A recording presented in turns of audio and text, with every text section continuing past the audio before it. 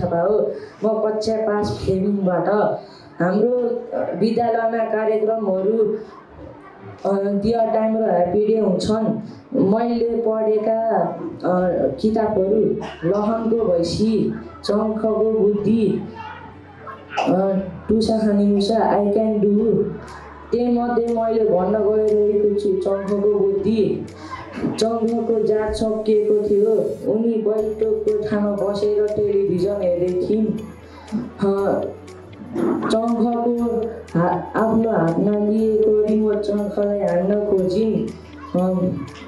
बुखीको बुबा अस्पताल जानुभएको थियो। यो कथाबाट हामीले चङ्ख जस्तै